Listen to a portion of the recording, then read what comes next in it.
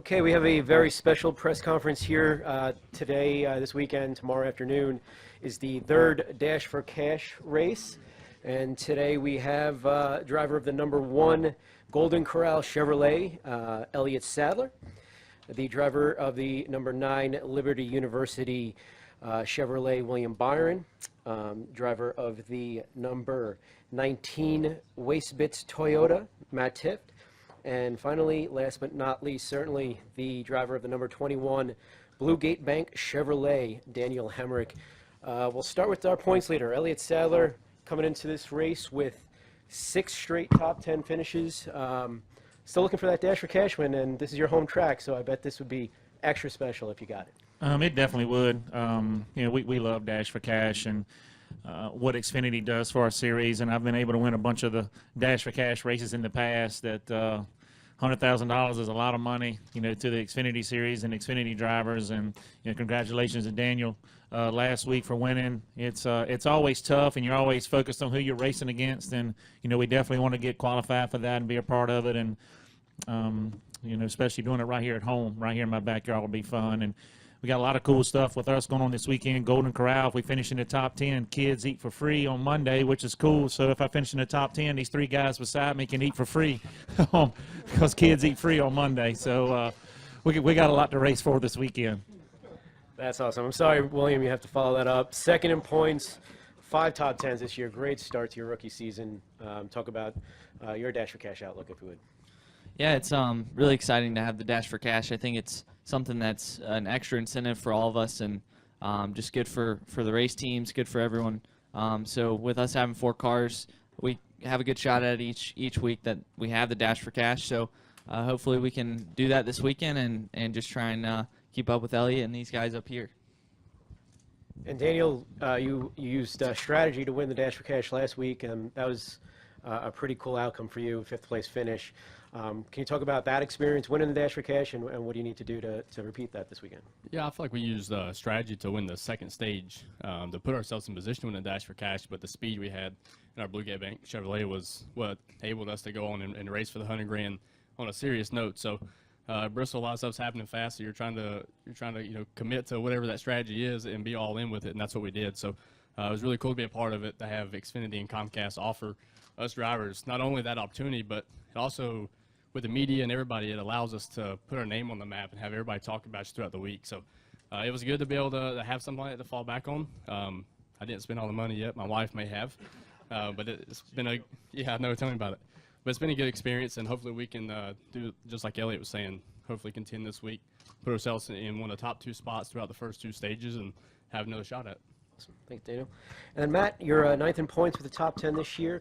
Talk about your weekend and Richmond and the Dash for Cash program. Yeah, last year Richmond was my first race in the Xfinity Series for 2016, and had a great top 5 run whole time. And it was my first Dash for Cash race last year, but I wasn't eligible to be able to contend for it. So coming into this weekend this year, coming off of a great run we had here last spring, gives a little bit more confidence to get our team rolling, and obviously the huge bonus on the line with the Dash for Cash, and we want to be able to compete for that $100,000, and such a cool program we have to go be able to race for. So looking forward to this race weekend in a familiar place we've had success at. Thank you, Matt. All right, we'll open up to questions. We'll kick it off with Reed, and then we'll go in the back. Reed Spencer with NASCAR Wire Service. Elliott, since you're the veteran of the group, how has the change in format, basically determining who's eligible via segments versus heat races, changed the way you approach the race and changed the feel of the race? Well, I tell you, that's a good question. We've actually changed our strategy a lot this year based on the stage racing, and we didn't really know how much we'd change it until we actually got to Daytona and saw how different everybody races, getting close to the end of the stages. And that's what's neat about this Dash for Cash race is we actually got a couple things going on. Yes, we're trying to get qualified for the Dash for Cash, but we're also trying to get bonus points for the stages too. So we're kind of playing it by ear. What decision can we make to best benefit us? Daniel and his team, Danny did a great job last week of making that strategy call and getting up front, getting a bonus point and eligible at the same time. And that's like in the Grand Slam in baseball. So it's definitely changed the way we're looking at the races, not only from the Dash for Cash side, but also the stage racing side. There's a lot of points to be made And now that you know you're going to be saved by a caution, you can be more aggressive. We can be more aggressive on pit road. We can take more chances because you know a caution's coming out to save you if you make some type of mistake. So it's definitely changed the racing. And then you throw the Xfinity Dash for Cash on top of it. It's a lot to keep up on these race weekends. Go in the back. Elliott, Mark Davis, NBC 12 here in Richmond. You had a lot of top 10 finishes last year, 6 straight so far this year. What's been the difference for you? What have you been able to tap into? What's been working for you guys? Yeah, I got a really good race team, and William will tell you, being my teammate, those guys put a lot of effort in the cars at JRM. I mean, they put a lot of pride, I think, in the working on them in the shop and when we unload them. And I wish I could sit here and tell you I woke up one morning and figured out how to drive again, but it's really not that way. I got a great relationship with my crew chief. With my team. All of our teams work so close together over there. We have a ton of information to share, and I'm working hard at it. I'm working way harder now than I was 20 years ago, mentally and physically, to make sure when I show up to the track, I know what to expect, I know what's going on, and I'm going to be as strong as I can be in the car. But, I mean, somebody showed me a stat last week. 63% of the races I have driven for Junior Motorsports, I've been first place in points, which that is a crazy stat. And, you know, we want to keep that up. We want to get some wins, and we want to keep on improving because we feel like we have to peak at the right time, and that's when we get close to playoff season towards the end of the season. Go up here to Zach and then Nate. Zach Albert, NASCAR.com. For any of you guys, really, the driver participation guidelines that they put in place before the season started to kind of limit the Cup veterans and the Dash for Cash races and also the playoffs. I guess the first 2 Dash for Cash races have kind of given you guys a preview of what the playoffs might be like. What's it been like kind of having more of the stage for yourself, and does it excite you for what the future could be like in the playoffs under those guidelines? Any one of you guys, yeah. I think it's what I notice is the same cars are still competitive. So it's even if it's not Kyle in the 18 or whoever, you still have, you know, Kyle Larson's in the race, Austin Dillon, guys like that. So it's you're still, I mean, it's still competing, and but it is fun to race against the guys that you're going to race in the playoffs and kind of understand what guys are going to be really strong. So it gives you a good playing field of what it's going to be like in the playoffs. Nate Ryan, NBC Sports. My question is for William.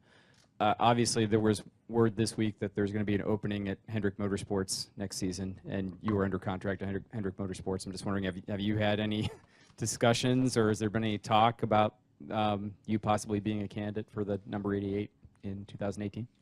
I mean, right now I'm just focused on what we're doing in 17. I think I'm 7 races into my Xfinity schedule, so just trying to keep up with this guy, trying to win the Dash for Cash from Daniel, and it's hard enough doing that. So just hopefully have a good run at Richmond and just keep hard work going and see what we can do the rest of the year.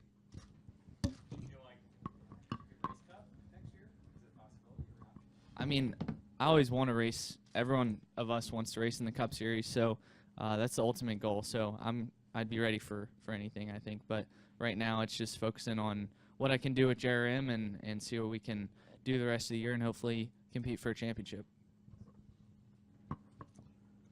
Well, the Richmond Times-Dispatch. Elliott, go back for a second.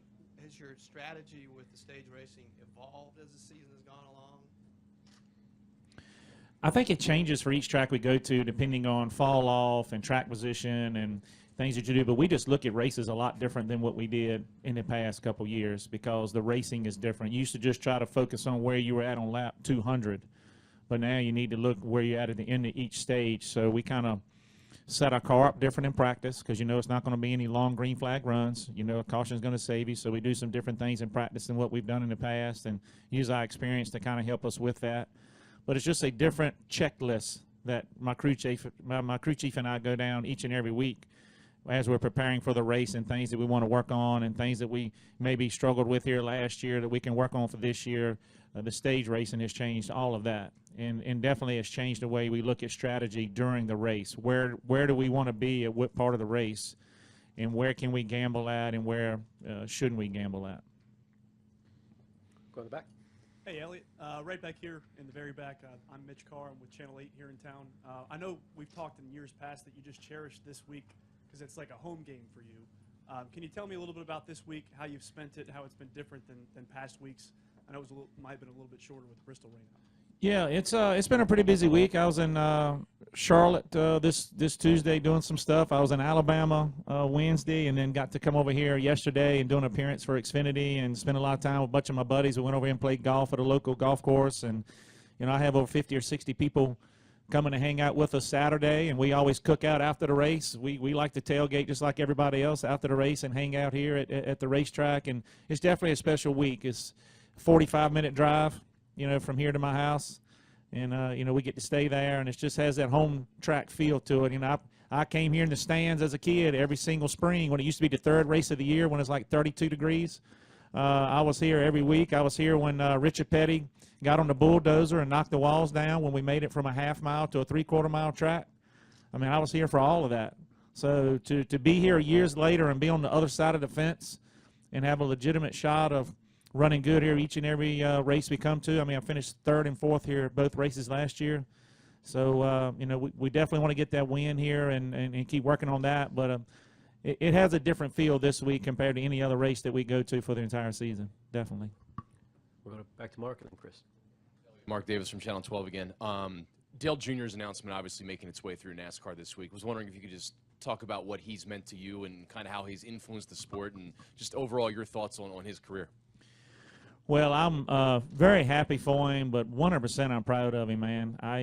That's a tough decision. I know that he sat down and made with his family, and for him to do it this part of the season this early, I think it's normal Dale Jr. style to let his fans know kind of what's going on, and I'm glad the fans got to see his press conference this week too. That's the Dale Jr. we know, just down to earth, level-headed, very approachable, funny guy, and just kind of vulnerable this week to show how real of a person he really is.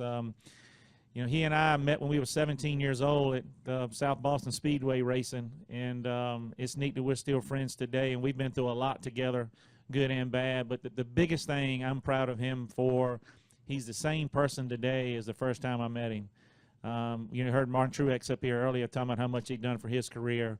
He's done the same thing for me. I wouldn't be here right now if he and Kelly hadn't given me an opportunity to drive his car a couple years ago, and him looking me in the eye and telling me that he believes we can do it together, and that's a special feeling to have. So believe me, I turned 42 on Sunday. I think any time a driver can go out on his own terms the way he wants to go out is huge for any athlete, but especially in racing. So I'm very proud of him for being able to fight back through what he went through last year, back to 100%, be able to compete, but actually go out on his own terms.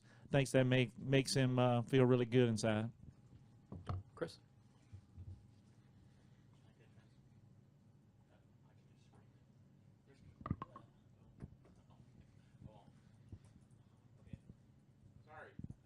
We can hear you, Chris. Go ahead, Chris. Go ahead, Come on, Chris. Elliott, I was just curious if you were going to get back to the Cup car next weekend at Talladega, because you guys such a good run. Tommy Baldwin and Daytona. Yeah, that's a good question, and we are. I'm going to pull double duty at Talladega next weekend. So I'm hooking back up with Tommy Baldwin and Golden Corral, and we were running the Cup race next weekend. So Tommy and I had a lot of fun together at Daytona, so we want to make that happen again. So we will pull double duty there.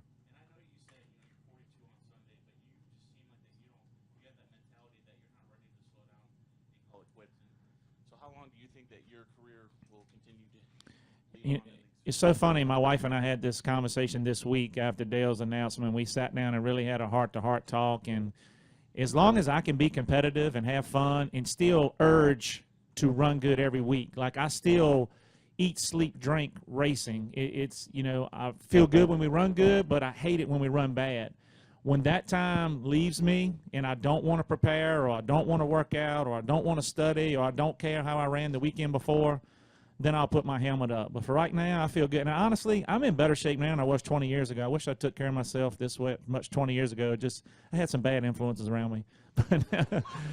But now I'm in great shape, feel good, and I want to stay after it. Look, guys, I'm having a ball. This is so much fun, and honestly, being able to work with people like William coming in is kind of lets me show my youth side too. I can kind of cut up and have fun with him too. So I'm in a great, perfect situation right now, and as long as Dale and Kelly will let me drive for him and we're productive, I definitely want to stay a part of the sport.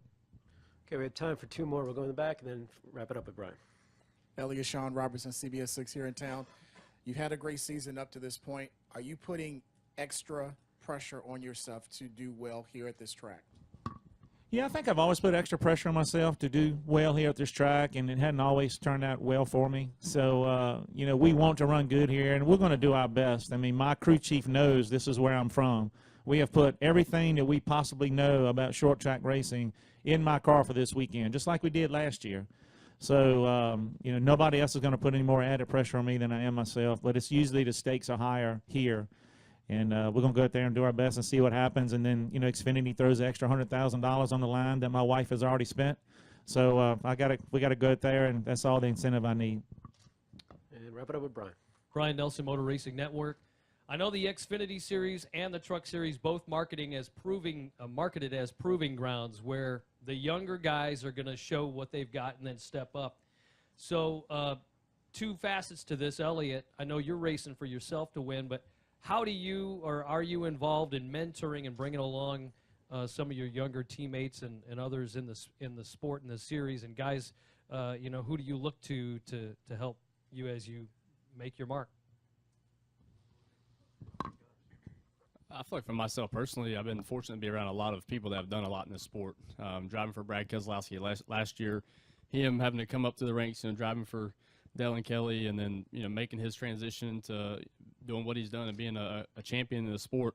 It's allowed me to reach out to guys like that, especially all the incentives that are on the line with Dash for Cash and going to racetracks a lot of us have never been to before, going for the first time, and all those different variables. It's good to have those relationships that we can fall back on. So I feel like it's helped all of our learning curve get to a certain point faster, and just the evolution of our sport is that you have to. If not, other guys are doing it. So just having guys like that and having such depth at RCR with all the teammates and Austin Dillon and Ty Dillon and all of our other guys, it just allows us to be better. So I think having that, and along the lines of racing with guys like Elliott that have been in the Cup Series, been successful, and now we get to compete against guys like that week in and week out, it makes all of us better, and it gives us something to strive for. And I think that's what is going to separate us when we have this conversation 5 or 10 years down the road, is how we accept the situations we're in now and how we perform, and that's going to set the tone for all of us.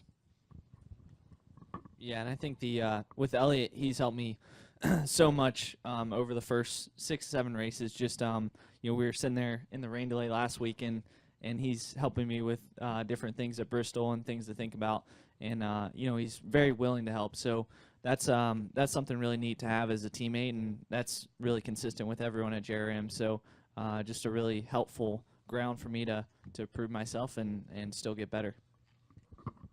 You know, one thing I want to make sure we touch on is, you know, we try to be an open book, and I want to be an open book for William, because Dale Jarrett and Mark Martin and people like that were an open book with me, because the better William runs, the better for our whole company, because that's now we're all sharing information, we're all on the same page.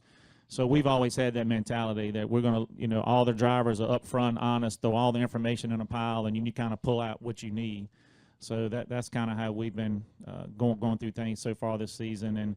And just to kind of add on what Nate asked about William Byron, he's got it. He's one of these kids that's got it. It's going to go Cup and understands it.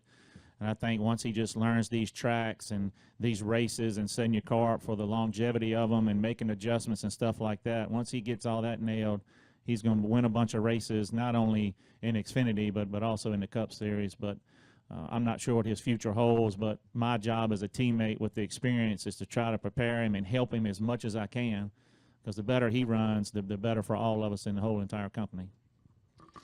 I'd say for myself, our JGR teammates, we have quite a few younger teammates on our team that are obviously very successful already with Eric Jones and Daniel Suarez. So I've leaned on those guys a bunch, but this year I've really gotten a good relationship with Carl Edwards as well. Even though he's stepped away from the track, he's given great career advice for myself and advice week to week. So I think you get a little bit of that, and then back to the question earlier about the Cup guys in our series and to the stage racing we have now, getting to see what those guys do to capitalize on these stage races, and you kind of take points of what these guys are doing here and what they're doing, and you say, okay, this is where we need to get better. This is how we get better as a team.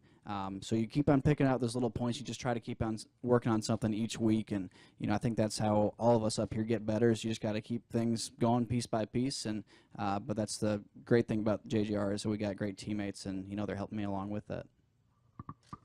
Thanks so much, guys, and good luck this weekend. Big race tomorrow. Appreciate you guys coming in.